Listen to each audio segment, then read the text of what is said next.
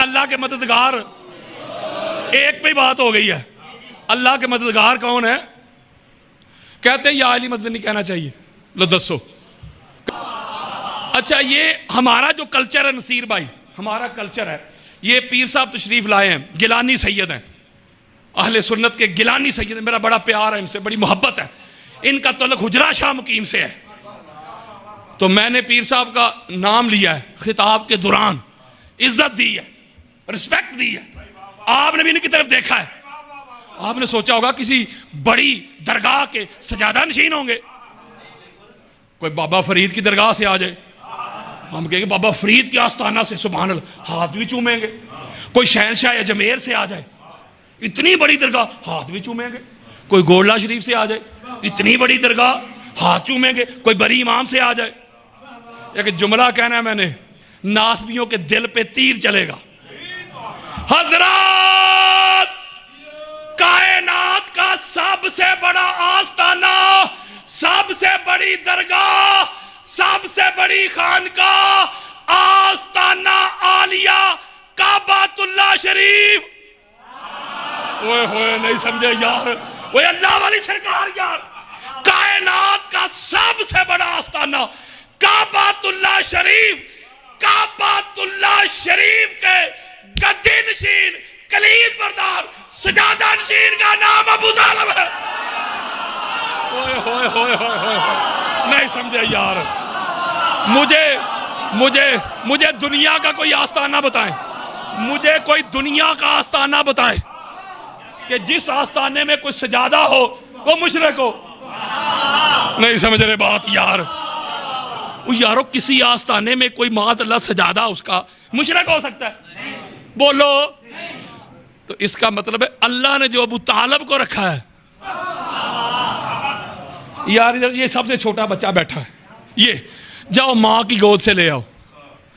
اگر میں اس بچے کو قرآن دوں نا، اس بچے کو، چھوٹا بچہ سب سے، یہ بھی ہے سب سے چھوٹا، اس کو قرآن ادھر پڑھاؤ، میں اس کو بیٹا یہ قرآن پکڑو، ادھر رکھ دو، ادھر یا ادھر رکھ دو. چھوٹا سا بچہ ہے، کہے گا مولوی صاحب کیا کہہ رہے ہیں؟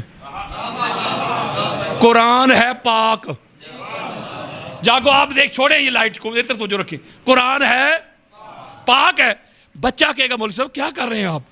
اللہ کا کلام قرآن پاک ہے، اسے پاک جگہ پہ رکھیں گے. مولوی صاحب چھوٹے سے بچے میں یہ شعور ہے،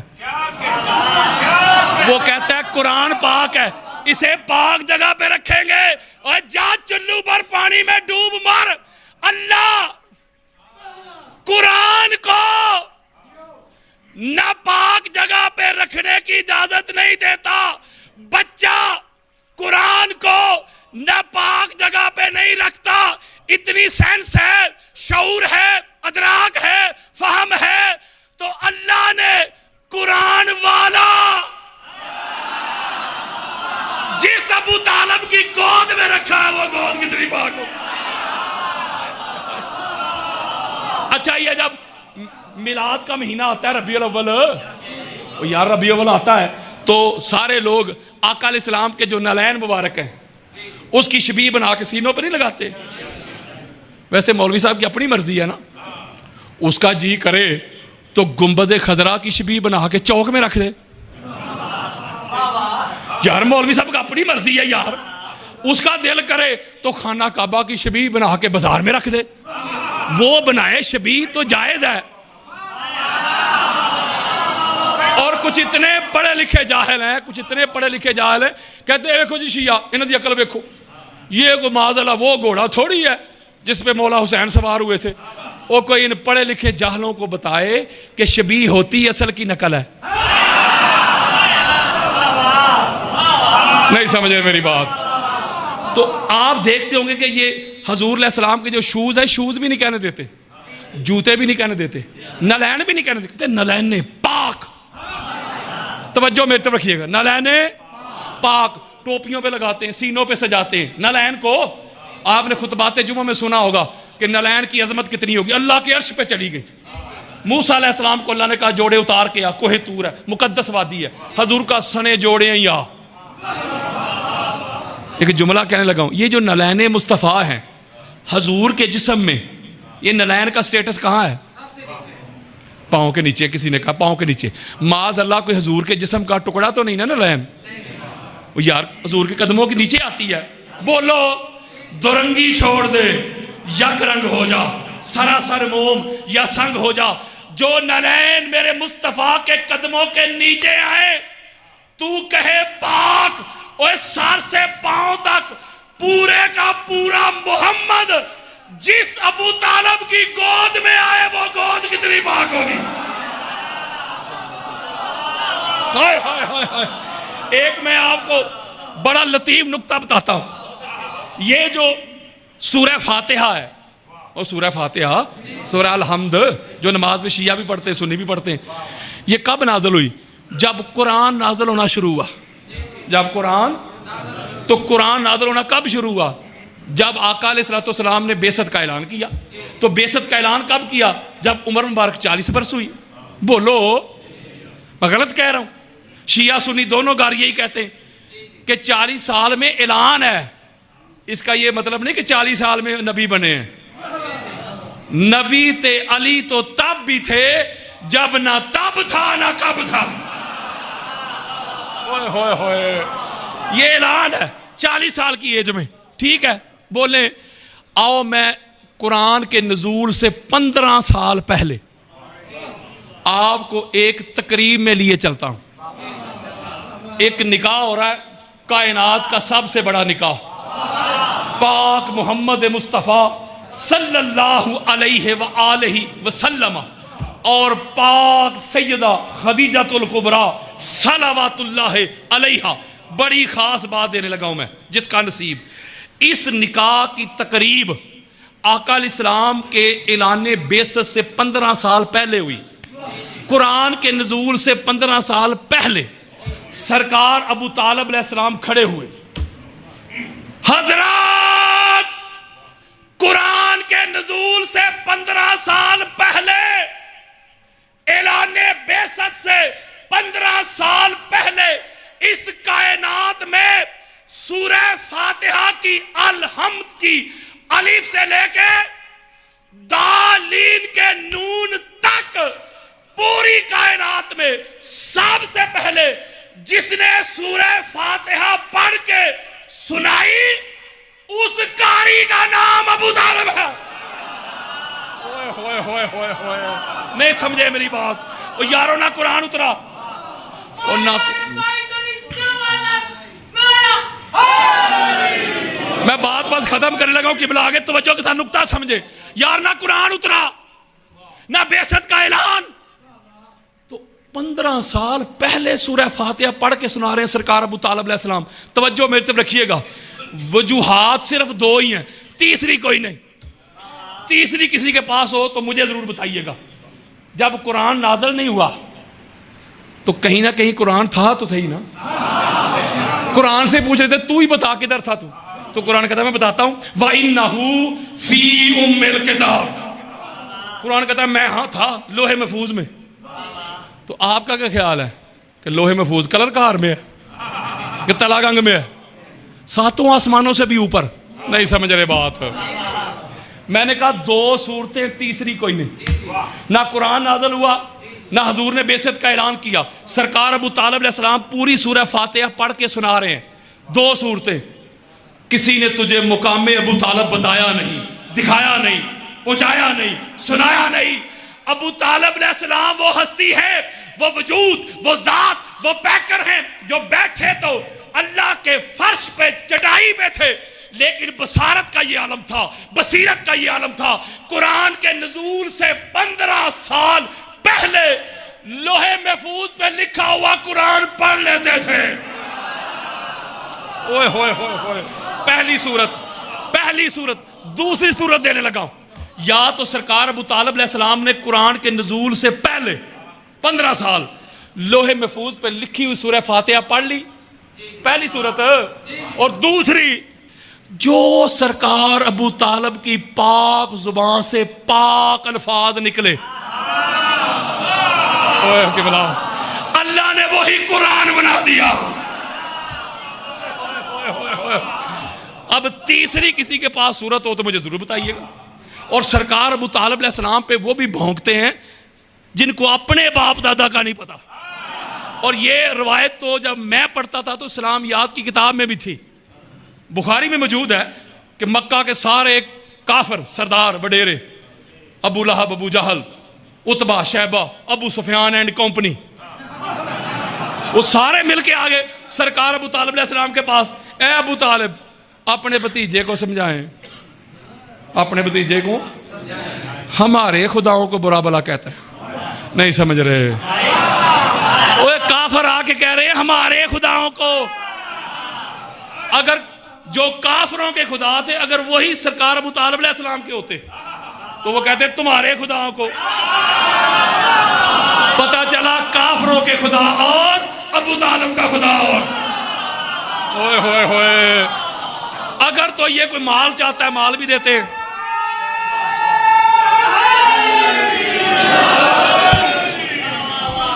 اگر مال چاہتا ہے مال بھی دیتے ہیں. سردار بننا چاہتا ہے سردار بھی بنا لیتے ہیں. کسی عورت سے شادی کرنا چاہتا ہے وہ بھی کروا دیتے ہیں. آقا علیہ السلام نے فرمایا یہ 3 آفر جو ہے نا دنیا کی تھی, بڑی بڑی آفرز جس کے لیے ساری دنیا سٹرگل کر رہی ہے, یہ چھوٹی آفرز نہیں ہے. تو سرکار فرماتے ہیں چچا جان یہ کیا آفر کر رہے ہیں, سرداری کی, شادی کی, مال کی. اگر یہ میرے دائیں ہاتھ پہ سورج بھی لا کے رکھ دے, بائیں ہاتھ پہ چاند بھی لا کے رکھ دے, پھر بھی میں اللہ کی توحید کی دعوت دینے سے رکنے والا نہیں. یہاں تک تو مولوی صاحب گلا پھاڑ پھاڑ کے سناتے ہیں, آگے نہیں پڑھتے مرتے. جب سرکار نے یہ قبلہ فرمایا نا, آپ کے جد کی بات کر رہا ہوں, تو سرکار فرماتے ہیں میرے بھتیجے دل کھول کے وہ ایک ہے, وہ ایک ہے, لا الہ الا اللہ کی دعوت دل کھول کے دے. جب تک تیرا چچا ابو طالب زندہ ہے تیرا کوئی بال بھی بیکار نہیں کر سکتا. یارو اتنا بڑا محافظ رسول, اتنا بڑا محافظ رسول, او بھائیا کسے دا ککھ نہیں لگا اسلام تے. حدیث پڑھ دوں, قال رسول اللہ صلی اللہ علیہ وآلہ وسلم ما قام الاسلام الا بسیف علی و ثروت خدیجہ. میرے آقا فرماتے ہیں مولا تیرا دین نافذ نہیں ہو سکتا تھا, قائم نہیں ہو سکتا تھا اگر علی کی تلوار نہ چلتی, خدیجہ الکبریٰ کی دولت نہ خرچ ہوتی. وہ بھی سخی بن بیٹھے تھے جن کے بڑوں نے آج تک خدیجہ الکبریٰ کا قرضہ واپس نہیں کیا. اور مکہ میں تو دسترخوان ہی 2 تھے. ایک دسترخوان ابی طالب تھا, اس کا بھی منشور یہی تھا, موٹو یہی تھا, مکہ کے وڈیروں سرداروں یہ دسترخوان ابی طالب ہے. بلکہ وہ ایک جملہ میں سکپ کر گیا, وہ جو پہلا توحید کا جلسہ ہوا تھا نا, یہ جو آج کی مجلس پاک ہے اس میں بھی لنگر کا اہتمام ہوگا. وہ اشتہار میں نے پڑھا تھا نا بخاری سے, وہ نیچے لکھا ہوتا ہے نیز یا نوٹ. یہ نوٹ کرنسی والا نہیں, اٹینشن کرنے والا نوٹ. لنگر کا وسیع انتظام ہوگا, لکھتے ہیں کہ نہیں؟ بخاری پڑھ کے دیکھیں اس میں بھی لکھا ہوا ہے نوٹ, لنگر ابو طالب کا وسیع انتظام ہوگا. اور لنگر حلیم تو نہیں تھا, اور دال بھی نہیں تھی یار, کی ہو گیا جی, نہ دال نہ حلیم, بکرے. اور یہ مجلس چلی ہے 3 دن, سیر ہوتا مجلس ہوئی ہے. ہاں جی, اور وہ جو لنگر نہیں تبدیل ہوا, نہیں سمجھ رہے. لنگر جب لنگر کھاتے تھے نا تو حضور جب دعوت دیتے تھے نا, توحید کی بڑی خاص بات ہے, تو دعوت نہیں قبول کرتے تھے, لنگر کھا بھی جاتے تھے, گھروں میں لے بھی جاتے تھے. پیر صاحب ایک جملہ کہنے لگا ہوں قدم چوم کے, نصیر بھائی ایک جملہ کہنا ہے, قبلہ ایک جملہ کہنا ہے. پتہ چلا آج بھی جو ذکر حسین کی مجلس میں آئے لنگر کھا جائے, وہ لنگر نہیں نا شیعہ سنی ہوندا. آج بھی جو ذکر حسین کی مجلس میں آئے لنگر کھا جائے, دعوت قبول نہ کرے, کل بھی بولا بھی تھا آج بھی بولا بھی. وہ لنگر ڈیلی کھاتے تھے, لنگر ڈیلی کھاتے تھے, دعوت قبول نہیں کرتے تھے. اس لیے میں آپ کو نکتہ یہ سمجھا رہا ہوں کہ سرکار ابو طالب علیہ السلام کے گھرانے نے ہی اسلام کو کھڑا کیا. بس آخری ایک جملہ ہے, مجھے ایک سوال آیا ہے, ایک بھائی نے مجھے کہا تھا یہ 1 منٹ میں ضرور ڈسکس کیجیے گا, وہ کار کے بس اجازت, ایک جملہ میں نے ضرور سمجھانا ہے آپ کو. یہ حدیث سنی ہے نا آپ نے کہ مومن اور منافق کی پہچان کرنی ہو تو علی کا ذکر کریں. بولے اگر علی کے ذکر سے چہرے پہ رونق آ جائے, خوشی مسرت آ جائے پیر صاحب, تو پکا مومن. اگر مروڑ شروع ہو جائیں, واش روم کی حاجت ہو جائے جلدی جلدی, ایویں ہی ٹیلی فون آنے شروع ہو جائیں, ایویں ہی میں آیا تھوڑی دیر میں ذکر علی سے, تو منافق. علی کے ذکر سے علی کے دشمن یاد آ جائیں, منافق. سنیے حدیث, یہ حدیث ہماری آنکھوں کا نور ہے, ہمارے سر کا تاج ہے, آنکھوں کی ٹھنڈک ہے. حدیث حق ہے, برحق ہے, سچ ہے. لیکن میں اپنی ایک تحقیق دینے لگا ہوں. میری بات ہے, اس کو رد بھی کر سکتے ہیں آپ, یار میں لڑائی کر رہا ہوں کوئی. میں کہتا ہوں جیسے جیسے زمانہ ترقی کرتا ہے نا, جدت میں آتا ہے, تو فارمولے تبدیل ہوتے ہیں. فرض کریں آج کسی کے سامنے ذکر کریں مولا علی علیہ السلام کا, تو آگے سے مولوی صاحب کیا کریں گے؟ ہم الحمدللہ مانتے ہیں حضرت علی رضی اللہ تعالیٰ عنہ کو, چوتھے خلیفہ تھے, حضور کے داماد تھے, حسنین کے بابا تھے, مانتے ہیں. یہ مطلب اتنے گنجائش ہے. حضرات آج مومن منافق کی پہچان کرنی ہے, نیا فارمولا لے لو, اور نیا لٹمس پیپر لے لو, نیا قانون لے لو, آئین لے لو, دستور لے لو. آج مومن اور منافق کی پہچان کرنی ہے تو علی کے ذکر سے نہ کیا کرو, علی کے بابا ابو طالب کے ذکر سے کیا. ہائے ہائے ہائے, اب پتا چلتا ہے 1 منٹ کے, پتا چلے کہ بندہ کس گھر کا ہے, بندہ کس. نصیر بھائی انشاءاللہ پھر کبھی موقع ملا, یہ اللہ کے مددگار, ایک پہ بات ہو گئی ہے. اللہ کے مددگار کون ہے؟ کہتے ہیں یا علی مدنی کہنا چاہیے. لو دسو, کہتے ہیں یا علی مدنی کہنا چاہیے. وہ ایک نبیوں کے نبی نے پکارا ہے خیبر میں یا علی مدد. وہ جس بھائی نے سوال کا کہا تھا, اس کا سوال کا جواب بھی اسی لائن میں بات ختم. آپ کو پتہ ہے نا 40 روز کا الٹیمیٹم دیا تھا حضور نے, 40 روز کے اندر اندر کرنا تھا نا. 39 دن گزر گئے. ہر روز ایک جملہ کہنے لگا ہوں, ہماری کتابیں بری پڑی ہیں جس پر مجھ پہ FIR ہو گئی ہے. پہلے دن حضور علیہ السلام نے علم پاک دیا حضرت ابوبکر کو. بولو کی ہویا جی یار, میں ذمہ داری کے ساتھ کر رہا ہوں. اے ابوبکر طرح یہ پکڑ علم پاک, بن جا علمدار, علم بردار, کمانڈر, جرنیل, جا حملہ کر. حضرت ابوبکر صدیق علم اٹھایا, لشکر لی, حملہ کیا. ادھر سے مرحب صاحب آئے, میں وہ مولوی ذوالفقار شاہ والے جملہ کہہ دیتا ہوں نا, مرحب صاحب آئے تو لشکر سارا واپس تشریف لے آیا. یارو مولوی صاحب غصہ نہ کرن, میں نہیں چاہتا کہ ایک اور FIR ہو جائے.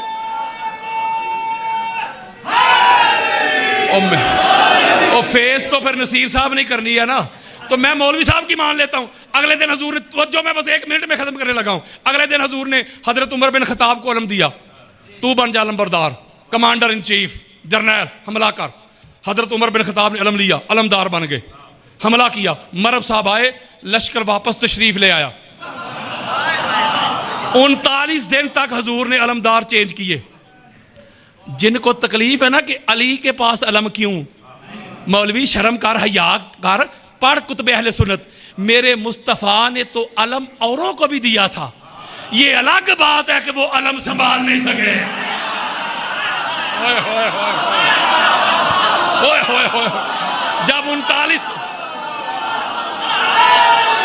جب 39 دن گزر گئے نا نصیر بھائی, 39 دن گزر گئے, جب 39 ڈیز گزر گئے تو حضرت سلمان فارسی روتے ہوئے حضور کے پاس آ گئے, رو رہے ہیں. حضور پوچھ رہے ہیں سلمان روتا کیوں ہے؟ یا رسول اللہ روتا اس لیے ہوں, بات آپ کی عزت پہ آ گئی ہے. کیوں؟ آپ نے اعلان کیا تھا 40 روز کے اندر اندر اسے فتح کرنا ہے. 39 دن گزر گئے, اور جو میدان کا حال میں دیکھ کے آ رہا ہوں نا, مجھے تو یہ کل بھی فتح ہوتا نظر نہیں آ رہا. تو رو اس لیے رہا ہوں. نہیں سمجھے, بات آپ کی عزت پہ آ گئی ہے. حضرت سلمان فارسی رو کہتے آقا اب کیا کرنا ہے؟ میرے آقا فرماتے پریشان کیوں ہوتا ہے, کرنا کیا ہے, اسی کو بلاؤں گا.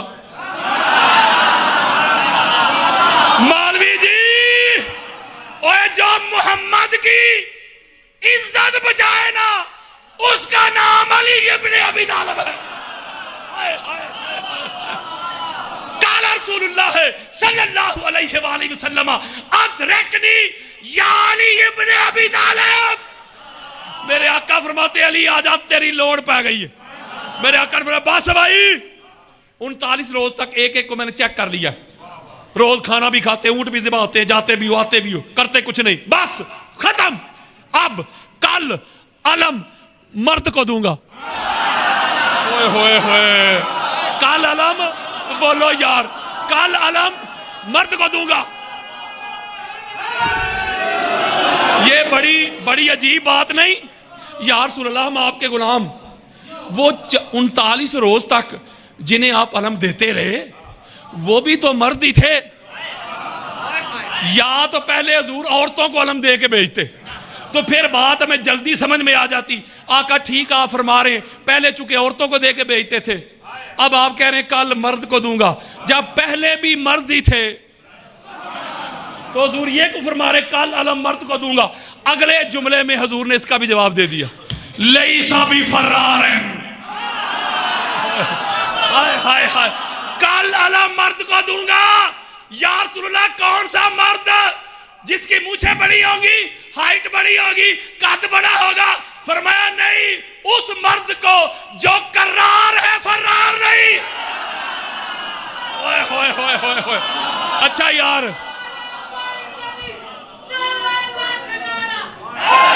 اچھا میری بات سنیں, اللہ آپ کو سلامت رکھے. یارو ہمارے ہاں مرد کی ڈیفینیشن اور ہے. ہم سمجھتے ہیں مرد وہ جس کی مونچھیں بڑی ہیں, یا گارا ہے تو گھر والے ڈر جائیں, تو بیوی کو گالیاں دے. حضور مت نہیں, مرد وہ ہے جو فرار نہیں ہوتا. اسی پہ مجھ پہ ایف آئی آر ہوئی ہے, میں نے اگلا جملہ نہیں کہنا. مرد وہ ہے جو فرار نہیں ہوتا. جملہ بڑا خاص ہے, جو اللہ اور اللہ کے رسول سے محبت کرتا ہے, اللہ اللہ کا رسول اس سے. اچھا حضور نے بڑی خاص بات دے لیں, حضور نے مولا علی کو بلا کے علم دیا ہے نا. بولو یار, علم حضور نے دیا کہ حضرت بلال نے؟ حضور نے. حضرت جابر نے دیا ہے, حضور نے. یار کی ہو گیا جے. تو جسے تکلیف ہے نا کہ علم علی اور علی کی اولاد کے پاس کیوں, تو یہ تکلیف تیری علی پہ نہیں, تکلیف تجھے علم لینے والے پہ نہیں, علم دینے والے پہ ہے. لو جی اگلی بات ہے بڑی خاص کی بلا, اس پہ ختم کرنا. کہتے ہیں بڑے بڑے مولوی صاحب ہیں, میں نام نہیں لے رہا, پنڈی کے آگے پیچھے میرے دوست سنی, کہتے ہیں علامہ صاحب دل بڑا کردا ہے, اسی بھی مجلس سے جائیے. تو میں کہا سات بسم اللہ 100 بسم اللہ, آؤ. یار شیعہ اہل بیت کا ذکر سنائے نا تو داد بڑی دیتے ہیں, ہمارے سنی تو سن رہتے ہیں. وہ مجھے کہتا ہے بہت بڑا نام ہے. میں نے کہا کہتے ہیں پڑھا تو دو لیکن میری شرطیں ہیں. میں نے کہا مفتی صاحب وہ کیا شرطیں ہیں؟ شرط یہ ہے کہ آگے علم نہیں ہونا چاہیے, پیچھے مجلس اذان نہیں لکھا ہونا چاہیے, کالا کپڑا نہیں ہونا چاہیے. میں کہا مفتی اتنی شرطیں لگائے گا تو شیعہ جوتے ہی ماریں گے, پڑھائیں گے نہیں.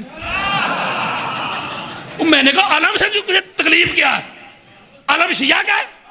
دنیا کا کوئی ایک شیعہ مجھے بتائیں جس کا دعویٰ ہو کہ میرا علم ہے. بولو یار. اور اگلی بات سنیں, یہ میں بخاری مسلم کھول کے انبار لگا دوں گا. جب حضور نے فرمایا کل علم مرد کو دوں گا, لو جی آؤ میری طرف. حضرت عمر بن خطاب کہتے ساری رات میں سویا ہی نہیں, دعائیں کرتا, یا اللہ یہ کل فتح والا علم مجھے مل جائے, میری زندگی بھر کی نیکیاں ہی کوئی لے لے. حضرت سعد بن ابی وقاص کہتے ہیں میرے پاس ایک نیکی نہ رہے, ساری چلی جائے, علم کل مجھے مل جائے. اور مولوی شرم کر, حیا کر. صحابہ تو وہ علم کے لیے دعائیں مانگ رہے ہیں, تو کہہ رہے شیعہ کا. میں اپنے سنی بھائیوں کے میسج دیتا ہوں, پیغام دیتا ہوں اپنے سنی بھائیوں کو, ذرا انصاف کے ساتھ سوچئے گا. اگر کل والا علم حضور پھر حضرت ابوبکر کو دے دیتے, حضرت عمر کو دے دیتے, حضرت عثمان کو دے دیتے, خالد بن ولید کو دے دیتے, ہر سنی نے اپنے گھر پہ علم سجانا تھا کہ نہیں؟ نہیں سمجھ رہے بات. یاروں صحابہ کو علم مل جاتا ہے کہ بلا حضور, ہر سنی نہیں تو مسواک کو سینے سے لگائے پھرتے ہیں. تو علم انہوں نے اپنے گھر کی چھتوں پہ لگانا تھا کہ نہیں؟ اگر علم حضرت ابوبکر کو ملتا انہوں نے گھر پہ لگانا تھا کہ نہیں؟ پتا چلا مولوی جی تکلیف تجھے علم سے نہیں علم والے سے۔ آپ کو کیا لگتا ہے کہ یہ گفٹ میں مل گیا علی کو، علی کی اولاد کو علم؟ یہ تحفے میں مل گیا علم؟ نہیں، انہوں نے بچے قربان کروائے علم کی خاطر، اپنی بیٹیوں کو قیدی کروایا علم کی خاطر۔ تجھے کھول کھول کے دکھاؤں بخاری مسلم، ایسے بندے دکھاتا ہوں جو میدان میں علم پھینک کے بھاگے تھے۔ یہ قیامت تک جو علم ان کے نام کے ساتھ منسوب ہے، انہوں نے صرف علم ہی نہیں بچایا، انہوں نے اللہ کا دین بھی بچایا ہے، اللہ کا دین بھی بچایا ہے۔ یہ ہمارے اہل سنت کی 70 کتابوں میں وہ روایتیں موجود ہیں۔ میں مسائب میں بھی وہی جملے کہتا ہوں جو ہمارے لکھے ہوتے ہیں۔ 70 کتابیں میرے پاس موبائل میں پڑی ہوئی ہیں، 70 کتابیں۔ جب 10 محرم کی رات ہوئی نا، 2 طرح کے طبقات آئے تھے، 2 طرح کے طبقات آئے تھے اہل بیت سے جنگ کرنے۔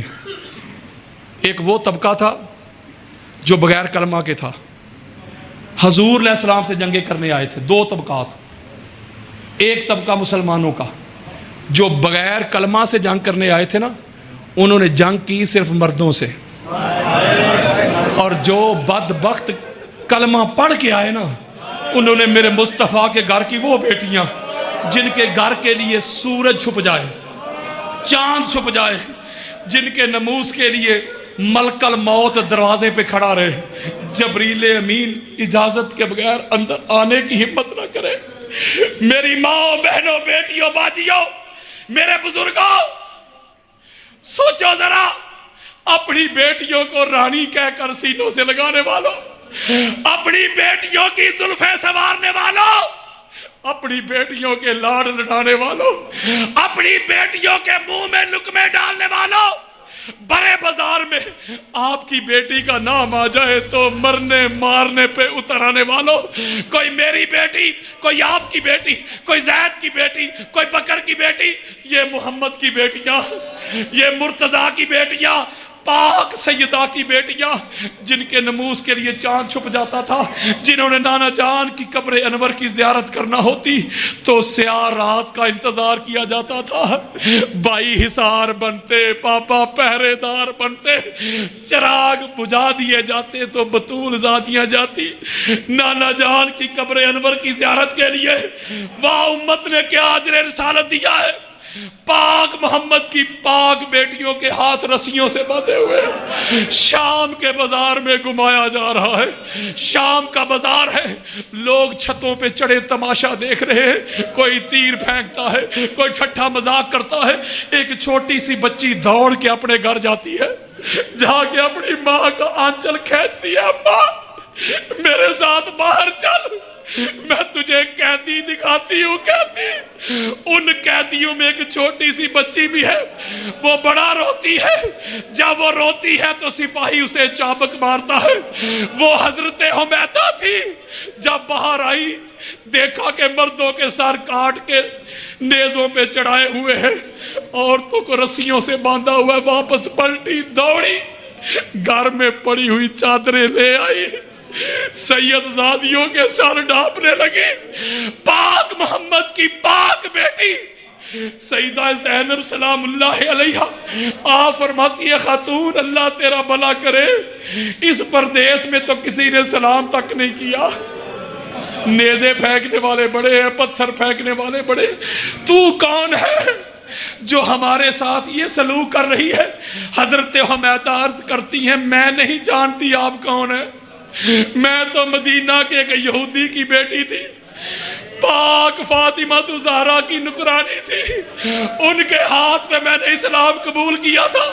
پاک سیدہ نے مجھے ایک وصیت کی تھی، حمیدہ تیری شادی شام ہونے والی ہے، میری وصیت یاد رکھنا، شام کے بازار میں تجھے قیدی ملیں گے، قیدی، جب وہ قیدی ملے تو قیدیوں کی خدمت کرنا۔ میں نہیں جانتی آپ کون ہیں، میرا شوہر بڑا ظالم ہے، جب سے میری شادی ہوئی ہے اس نے مجھے مدینہ جانے نہیں دیا۔ آپ فرماتی ہیں، پاک سیدہ زینب بتا تیری کوئی خواہش ہے؟ تیرے لیے ہم قیدی دعا کر دیں. سنا ہے اللہ قیدیوں کی دعا بڑی جلدی سنتا ہے.